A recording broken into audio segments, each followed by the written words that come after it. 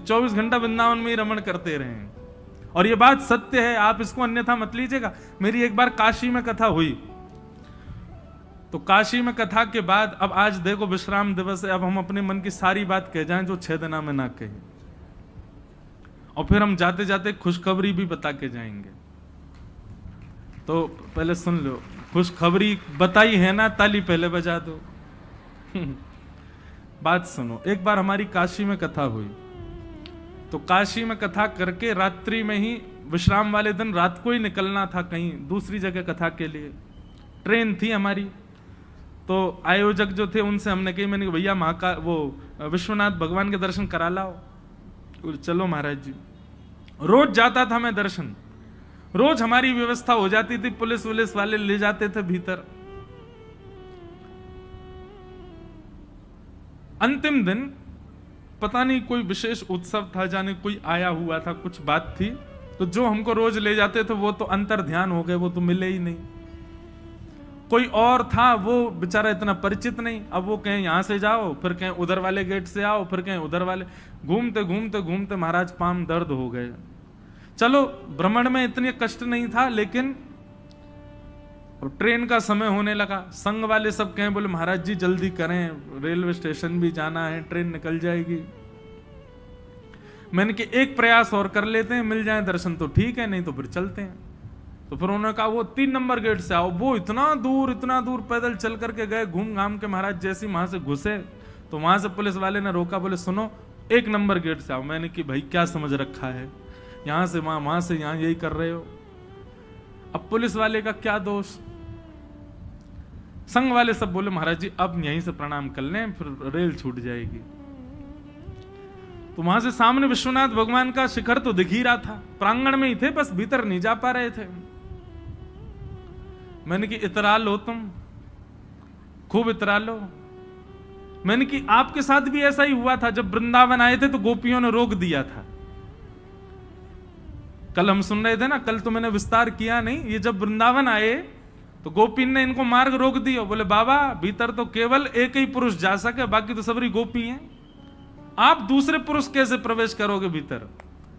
तो महादेव दौड़े दौड़े गए अन्नपूर्णा मैया के पास, और मैया से जाके कही, बोले मोकू अपना श्रृंगार दो।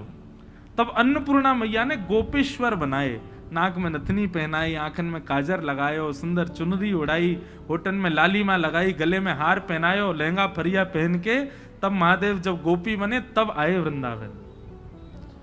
मैंने कि आपको ललता विशाखा ने रोक दियो बाहर, और मैंने कि आज हम ब्रजवासियों को तुम ऐसे रोक रहे हो, यहां ते घुमा रहे हो। ठीक है बाबा, मैं हूं जा रहा हूं, 1 हफ्ता बाद वृंदावन जाके ऐसी शिकायत करूंगा तुम्हारी। मैंने कि बाबा ने दर्शन नहीं दिए, देख लियो राधारमण जी, अब की बार जो बाबा आए तो यार भीतर ही मत आन दियो। ऐसे मैंने क्रोध में भर के बोल दिया। सब लोग प्रणाम करने लगे। मैंने कि जय हो बाबा, यहीं तो प्रणाम है, दूर ते ही। और जैसे ही मैं मुड़ा, इतने में ही वो पुजारी जी जो मंदिर में पूजा करते वो आए। अरे आप यहाँ क्या कर रहे हो, दर्शन हुए? मैंने कहा ना यार बाबा, दर्शन ना दे रहे हो आज। अरे चलो, हाथ पकड़े, और 1 मिनट भी नहीं हुआ, आधे मिनट में सीधे महाराज विश्वनाथ भगवान के सामने बैठा दिए। मैं अंदर जाकर के कहूं, मैंने की शिकायत बड़ी जोर की, काम आ गई आज तो। फिर महादेव से क्षमा मांगी। मैंने कि मैं तो ऐसे ही बोल रहे हो, आप तो सदा आओ वृंदावन, वृंदावन आपको ही है बाबा, जब चाहो तब आओ, लेकिन हमको ज्यादा परेशान मत करिए, दर्शन करो, नहीं तो शिकायत कर दूंगा। तो वृंदावन के सबसे बड़े उपासक तो श्री महाकाल ही हैं।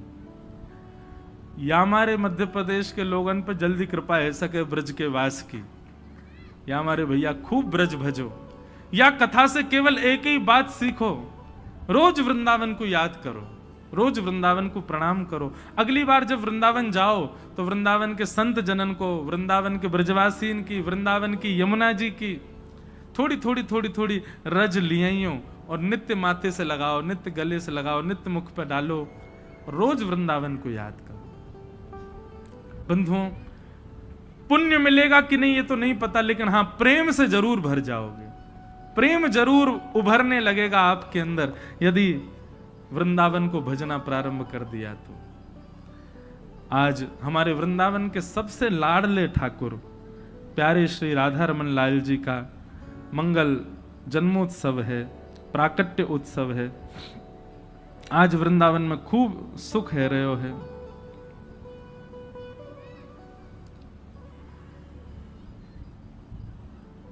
कल नरसिंह चतुर्दशी थी।